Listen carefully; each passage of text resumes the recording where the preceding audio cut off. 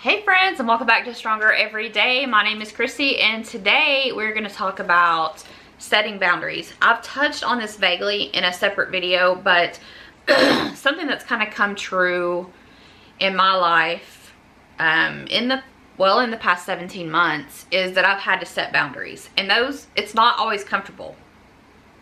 For me, I want to be, the way I grew up, I'm more like my dad, more of the peacekeeper, more of the, don't upset anyone. And I recently saw a reel on Instagram, and a lady was talking, and she said, I was raised to keep the peace. You always keep the peace. Keep your mouth shut so that you can keep the peace. And she said, but whose peace are you actually keeping when you do that? And that so hit home to me.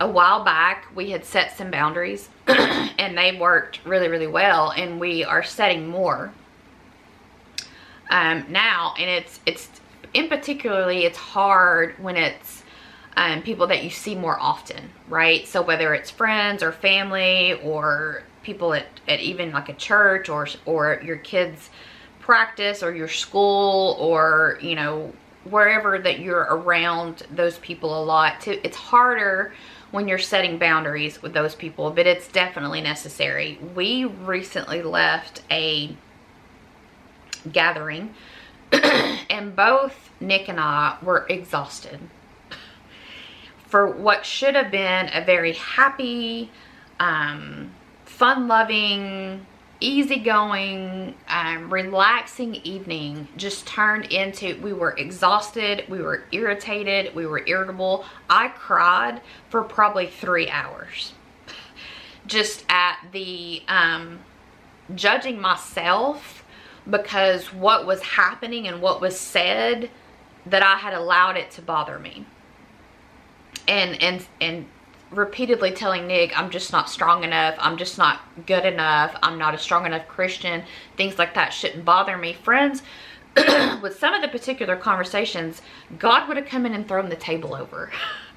But I interned it to myself that, I'm just not strong enough to be around these people who have these different attitudes. And again, on Instagram, I tried to find the lady's name for this quote, but I could not find it. But I'm going to go ahead and read it to you. It's talking about boundaries. It says, me setting boundaries, it's not me rejecting you, it's protecting me. I'll look you square in the face and tell you I love you with all of my heart, but that doesn't mean that you have access to it. I can love you truly, deeply, with the love of God, but because your behaviors, the way that you think, the inconsistencies of your decisions, because I see how you handle your life, I choose not to give you permission to handle my life that way. It's my responsibility to do that for me. I played that reel over and over and over and over, probably 100 times. I shared it. I showed it to Nick. I think people, when you set boundaries, you're going to offend someone. Just get ready. You're going to offend them, because rather than them recognize that their actions have consequences, their words have meaning, their intents and their threats and their behavior has consequences, they're not going to see any of that. They're going to see you as being judgmental, and only you and God know your heart. And people like that, you can try to explain it all day long, and it's still going to be, well, they think they're better than me, they're judging me, they're condemning me. No. What you're saying and what we are saying is, I love you with every ounce. I will do anything I can. If you need me, again, we've talked about this before. I will pray for you. I will help you if you need something. If God put something on my heart that I can do to help you, I will do that. I will forgive the things that have happened in the past, and I will still love you. I will not talk about you or the situation, but you no longer have access to me. You no longer have access. You're, 24/7, 7 days a week, 365, or whatever that might look like. You're every church meeting, or every sports game, or every day in school, or every day at work. Your access to me is no longer available all the time. I'm taking you from a level 10 and you're down on a level 1. And that's where you are. It's not me judging you. It's me saying that's unacceptable in my life. What you speak and what you say, the things that you do, the behaviors you exhibit, the way that you're living your life is unacceptable in my life. I'm not going to allow you to affect my life anymore. If you want to continue, you do what's going to do best for you. I hate that saying, but for me in my home, no more. We're not going to allow that. This world is getting harder and harder, and it speaks of that it's going to be hard even for the church, for the family, to maintain through these end times. And I truly think that we are in these end times, and God has given us peace. He has given us peace in our hearts, and I'm not going to allow someone to keep messing with that. There's things that I've already stepped away from, and there's people that we are actively stepping away from. Like I said, and like that verse says, I still love them with all my heart.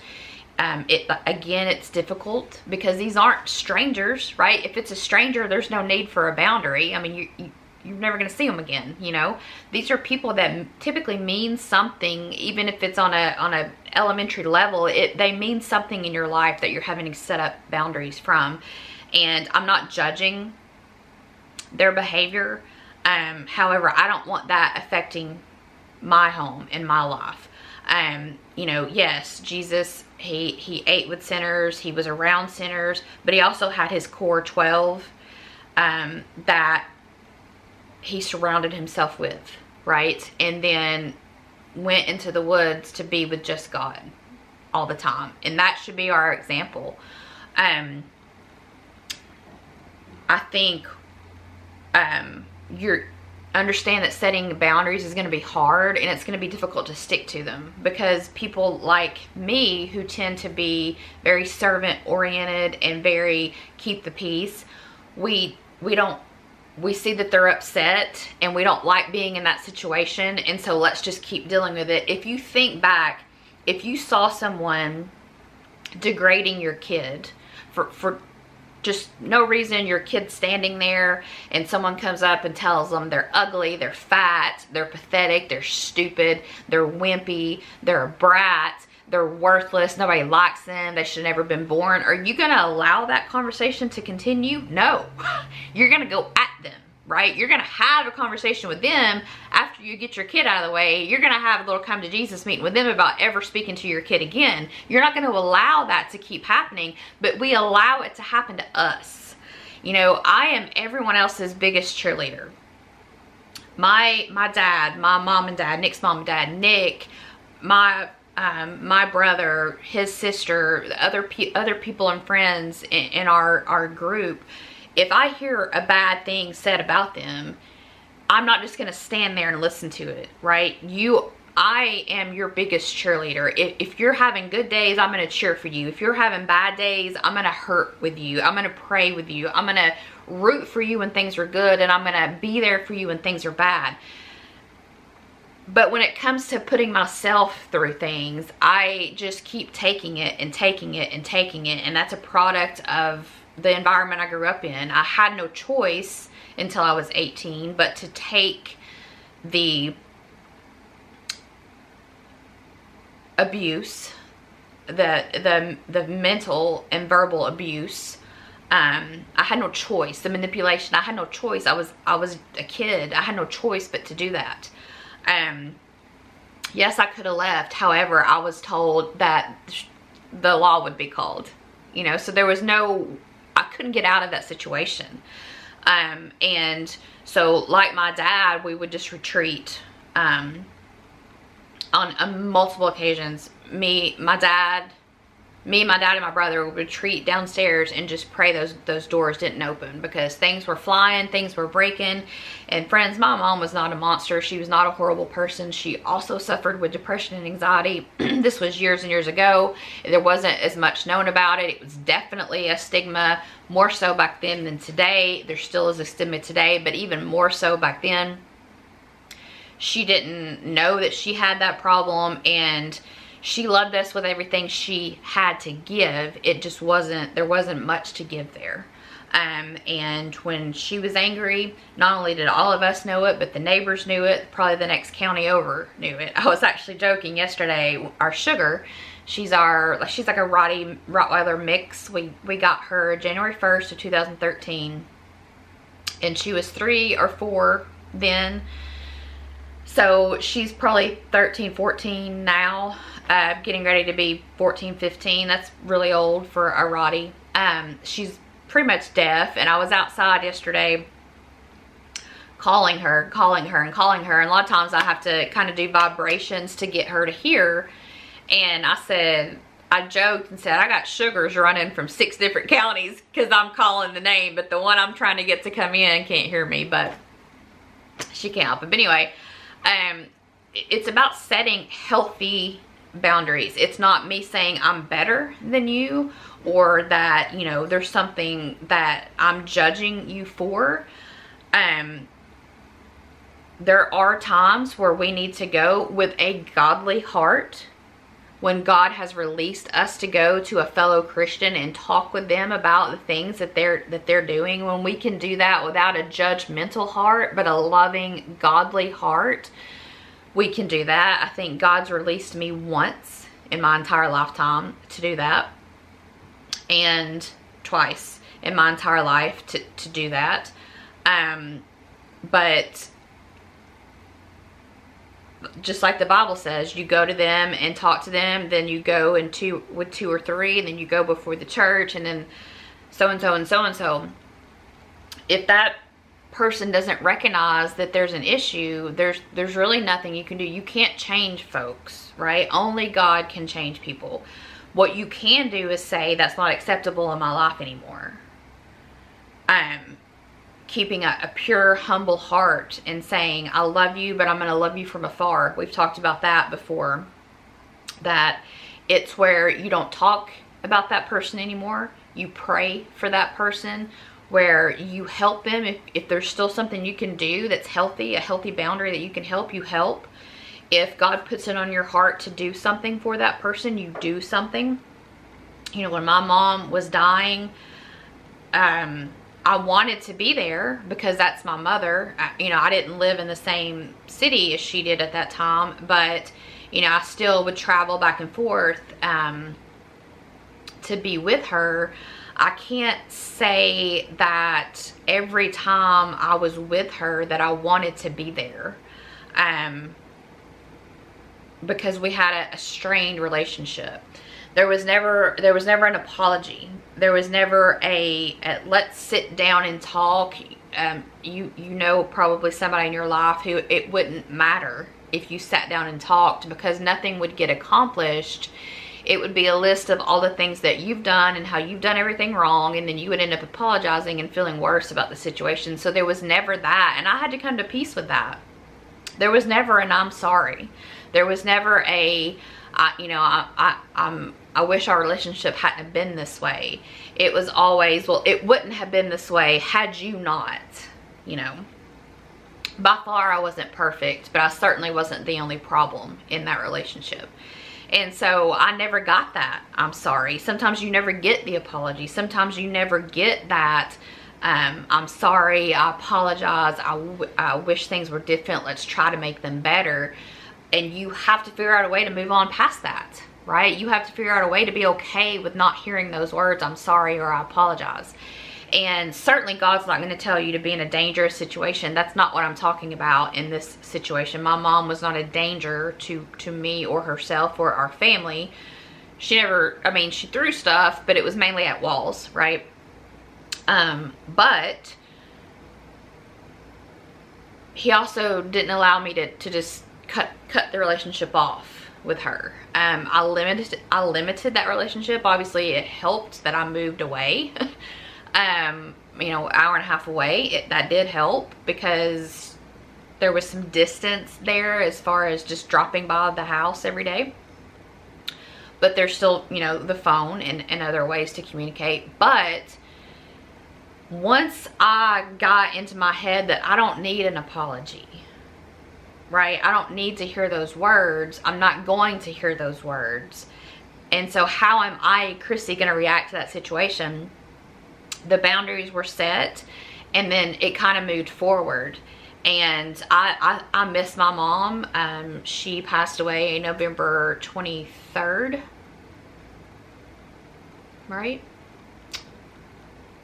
November 23rd.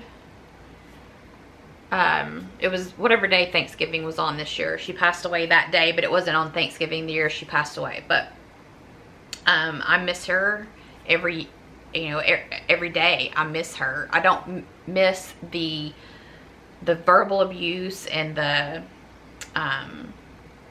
anger and the hate that she came at me with, and I have done a video about kind of my upbringing and kind of why I think I am some of the way I am, but I still haven't felt released to publish that video. But it's all about setting up boundaries. It's about saying, I'm not judging you. I'm saying that for me and my family, this is unacceptable. I shouldn't leave an event exhausted, angry, in tears, full of anxiety, full of fear, full of sadness every time I'm with you. That's not acceptable.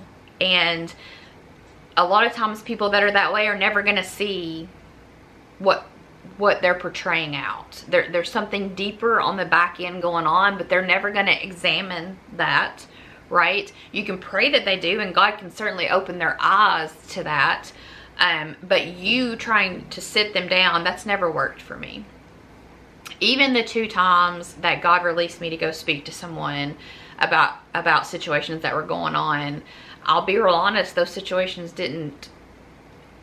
One did change eventually, and got better, but the other one, I mean, nothing changed, nothing came of it. And I had to be okay with saying, I waited a long time, over a year, before I even talked about that situation.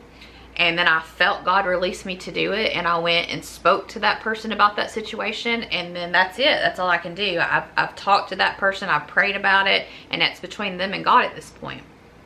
But it's setting boundaries and saying that, I'm going to do my part, but I'm going to do it from afar. I'm going to love you from afar. I'm not judging you, I'm not condemning you, I'm not criticizing you, but what I am saying is that what's happening is not okay for me and my home. And I hope that helps. Boundaries are hard, and they're even harder to maintain once you set them up. But I can tell you that it's been a huge difference in my life to set those 2 sets of boundaries. So I end every video this way, and it's my heart and hope that you feel this along with the animal noises. Apparently Ruthie wanted to tell you as well. God loves you. I love you. Your family loves you. Your friends love you. And we need you here. We'll see you in the next one, friends. Bye.